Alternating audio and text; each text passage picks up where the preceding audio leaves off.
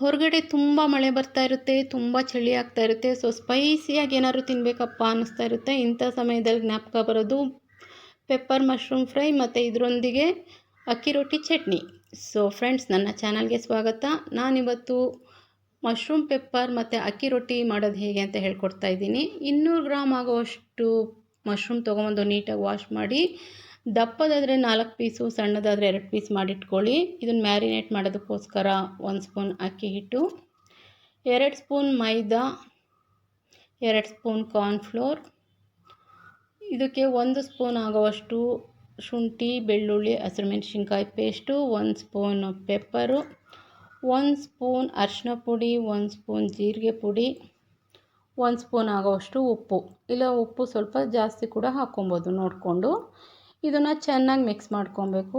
ಸ್ವಲ್ಪನೇ ನೀರು ಹಾಕ್ಕೊಂಡು ಹದ ನೋಡಿಕೊಂಡು ಮಿಕ್ಸ್ ಮಾಡಿ. ತುಂಬ ತೆಳು ಮಾಡ್ಕೊಬೇಡಿ.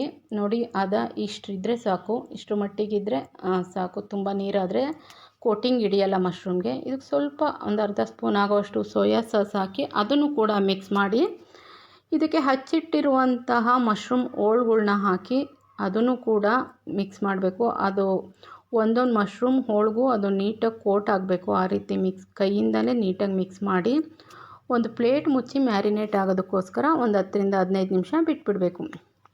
ಅಕ್ಕಿ ರೊಟ್ಟಿ ಮಾಡೋದಕ್ಕೋಸ್ಕರ 2 ಗ್ಲಾಸ್ ನೀರು ಇಟ್ಟು ಅದಕ್ಕೆ ಸ್ವಲ್ಪ ಉಪ್ಪು, 1 ಸ್ಪೂನ್ ಆಗುವಷ್ಟು ಅಕ್ಕಿ ಹಿಟ್ಟು ಹಾಕಿ ಚೆನ್ನಾಗಿ ಸ್ಪೂನಿನ ಸಹಾಯದಿಂದಲೇ ಅದನ್ನು ಮಿಕ್ಸ್ ಮಾಡಬೇಕು. ಒಂದು ಅರ್ಧ ಸ್ಪೂನ್ ಆಗುವಷ್ಟು ಎಣ್ಣೆ ಹಾಕಿ ಅದು ಚೆನ್ನಾಗಿ ಕುದಿ ಬಂದ ಮೇಲೆ ಅಕ್ಕಿ ಹಿಟ್ಟು ಹಾಕಬೇಕು. ಇಲ್ಲಿ 2 ಗ್ಲಾಸ್ ನೀರಿಗೆ 1ರಿಂದ 1.25 ಗ್ಲಾಸ್ ಆಗುವಷ್ಟು ಅಕ್ಕಿ ಹಿಟ್ಟು ಬೇಕಾಗುತ್ತೆ.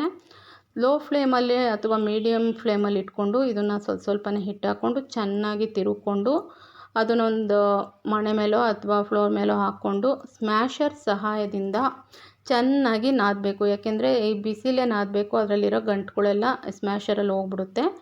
ಇದಾದಮೇಲೆ ನೆಕ್ಸ್ಟು ಕೈಯಿಂದನೇ ನಿಧಾನಕ್ಕೆ ನಾದ್ಕೊಂಡು ಅದನ್ನು ಒಂದು ಬೌಲಲ್ಲಿ ಇಟ್ಟು ಪ್ಲೇಟ್ ಮುಚ್ಚಿಟ್ಬಿಡಬೇಕು ಒಂದು 10ರಿಂದ 15 ನಿಮಿಷ. ಎಣ್ಣೆ ಬಿಸಿಯಾಗಿ ಕಾಯಿಸ್ಬೇಕು. ಬಿಸಿ ಆದಮೇಲೇ ಇಲ್ಲಿ ಮಶ್ರೂಮ್ ಒಂದೊಂದೇ ಹೋಳನ್ನ ಹಾಕಬೇಕು, ಒಟ್ಟಿಗೆ ಹಾಕೋ ಹಾಗಿಲ್ಲ, ಅಂಟ್ಕೊಂಡ್ಬಿಡುತ್ತೆ. ಸೊ ಅದಾದಮೇಲೆ ನೀಟಾಗಿ ಅದು ಫ್ರೈ ಆದಮೇಲೆ ಜಾಲರಿ ಸಹಾಯದಿಂದ ನಿಧಾನಕ್ಕೆ ಅದನ್ನು ತೆಗಿಬೇಕು. ಅದು ಕಲರ್ ಚೇಂಜ್ ಆಗುತ್ತೆ, ಸೊ ನಮಗೆ ಗೊತ್ತಾಗುತ್ತೆ, ಅದನ್ನು ತೆಗಿಬೇಕು. ಸೊ ನಾನಿಲ್ಲಿ 2ನೇ ಬ್ಯಾಚ್ ಕೂಡ ಒಂದೊಂದೇ ಬಿಡಿ ಬಿಡಿಯಾಗಿ ಮಶ್ರೂಮ್ನ ಹಾಕಿದೆ. ಇದ್ರ ಜೊತೆನೇ ನಾನು ಫ್ರೈ ಆಗ್ತಿದ್ದಂಗೆ ಕರಿಬೇವಿನ ಸೊಪ್ಪು, ಬೆಳ್ಳುಳ್ಳಿ, ಗೋಡಂಬಿ, ಹಚ್ಚಿಟ್ಟ ಈರುಳ್ಳಿ ಮತ್ತು ಕ್ಯಾಪ್ಸಿಕಮ್ ಇಷ್ಟನ್ನು ಹಾಕಿ ಅದು ಕೂಡ ಕ್ರಿಸ್ಪಿಯಾಗಿ ಫ್ರೈ ಆಗೋವಷ್ಟು ಕರ್ಕೊಬೇಕು ನೀಟಾಗಿ.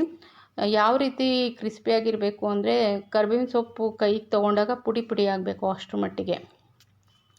ಅಕ್ಕಿ ರೊಟ್ಟಿ ಮಾಡೋದಕ್ಕೋಸ್ಕರ ಅರ್ಧ ಆಗೋಷ್ಟು ಮುದ್ದೆನ ಎತ್ತಿಟ್ಟು ಅರ್ಧ ತೊಗೊಂಡು ಅದನ್ನು ಚೆನ್ನಾಗಿ ನಾದ್ಕೊಬೇಕು.